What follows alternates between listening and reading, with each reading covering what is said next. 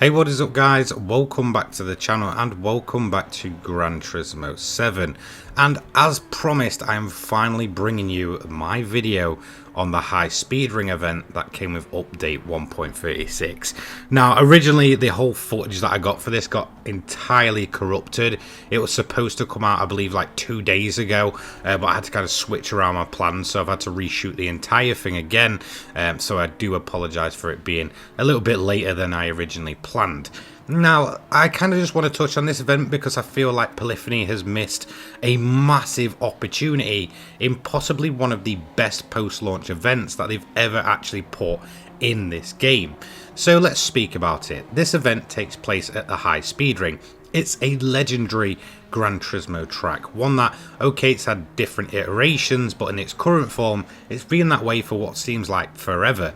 At this point, it's a relatively simple track layout, but it does feature both day and night cycle and weather. So if we have a quick look and go ahead to find the event, you'll go ahead and find it in the high speed ring section of Asia. It's over in Japan at the top, and if you scroll all the way to the right, it's the World Touring Car 800 event, and as you can see, it's at the high speed ring.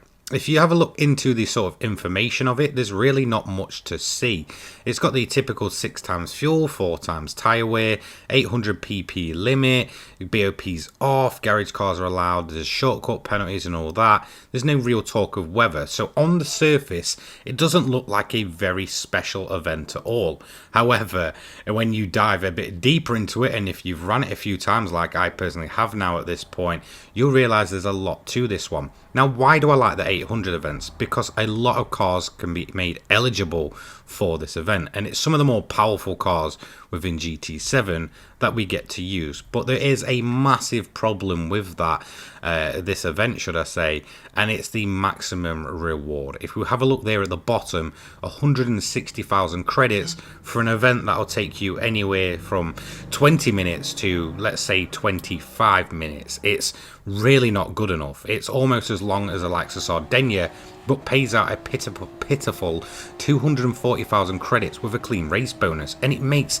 0 sense. This is a track that not only takes advantage of the dynamic weather, but takes advantage of the day-night cycle as well.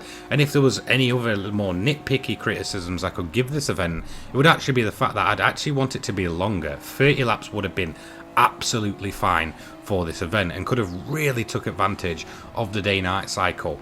So let's talk about why this event is actually so good. I've been critical of it, and I've been straight up honest why Polyphony has missed a massive opportunity here, but this is why the event is so good, and in my opinion is one of the best post-launch events that's ever been released to this game.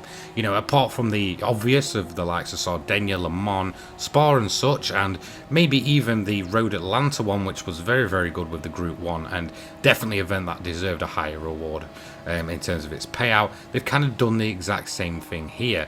So what makes this event good? Dynamic weather. It's different every time you run it, whereas the likes of Le Mans is rather quite predictable, although yes, it does kind of alter. It feels like the event here at the high speed ring changes literally every time. It's almost completely RNG. You may get weather within a lap. You may start with weather coming in like I did here, but it may not go ahead and hit. So you're constantly on edge in terms of your strategy. And this is why I think this event being a bit longer would have been a great thing for this game. Not only upping the payout, but making it a longer event with another 10 laps or so could have really took advantage. Now, as you can see, I'm just kind of giving you a glimpse into the day-night cycle. As you get a bit further on into the event, you'll see that the sunset does actually move, and it'll go into nighttime if you're in a bit of a slower car. And I do actually recommend, if you're going to run this event, use something a bit slower so you get to see the high speed ring all lit up at night. I think it's absolutely incredible, and this is definitely one of those tracks that really does look extremely good for such a simple track layout. It looks great when the rain's hitting or it goes into night. It's just absolutely intense. So on the surface, this event, should I say, has got everything. It's got a legendary GT track with the high speed ring. It's got some of the fastest cars in the game with the 800 pp category. I know a lot of people, myself included, absolutely love those, considering it's so versatile. If you want to run a group 3, you can, and again, I do recommend that, mainly to just let the event go on longer so you can see it go into night. You can run the group 2, group 1s. Some road cars are eligible here, although they're usually a bit worse on fuel. It can be done. Some of the best and fastest cars in Gran Turismo are, you know, eligible for this event. On top of that, you've got the day night, you've got dynamic weather that changes with every single run you do. No 2 runs of this event feel the same. You could end up with a completely dry run, you could end up with a run where all of a sudden it starts lashing it down, it dries up, and then you think you're home and dry, and all of a sudden within the last few laps the track's absolutely wet through once again, and you're having to box in to get yourself on the inters just to survive those last few laps. It's absolutely intense, and it really does take advantage of everything that's good about Gran Turismo, and you know, it really does showcase the potential that is there for this game when the developers actually put their mind to something. You know, it shouldn't be too difficult to kind of turn these things on. If a track has day and night, it should definitely be used more, and it's used to full effect for this event. And that is why, in all honesty, this is one of my favorite events, not just post launch but actually in the entire game. It's one of the rare occasions where Polyphony absolutely nailed it in terms of not only getting an atmosphere in the track, but actually taking advantage of this highly talked up dynamic weather. A lot of the events, you could be able to predict it. It's almost in a set pattern. It's pretty much the same for Le Mans, although you'll end up sometimes with a dry race. Most of the time, you know it's going to rain early on before drying out and possibly raining again at the end, or staying dry. Whereas here, it's completely dynamic. It's been different every single run I've done. I've done upwards of 10 runs on this single event just for the pure fun of it, and that says a lot. You know, Gran Turismo 7 can be extremely fun. Polyphony just need to get their focus right and do a lot more of these events. The community would absolutely love it. We've been crying out for these longer events. However, they then go and let themselves down by putting an absolutely terrible payout on some of these 800 events. It's something that's happened, you know, from the first time I remember it happening was the Tokyo 800 event that came in.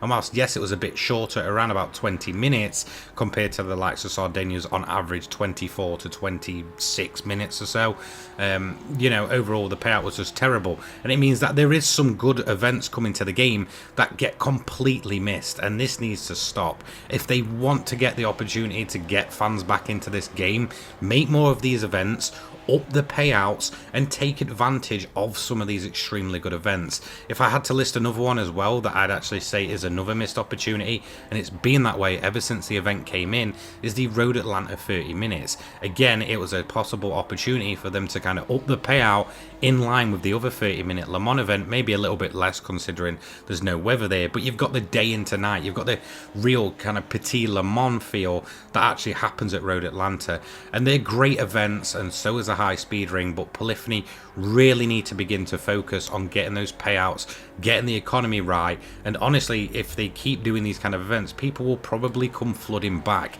They're extremely good, they take advantage of everything good about Gran Turismo 7, and in all honesty, Polyphony, if you want to get things right, keep doing this. Just make sure that economy improves, and improves very, very soon. Thank you so much for watching. Finally, I got around to reshooting this video. I do apologise that it's a few days later than I planned. Like I said, I did have to reshoot it.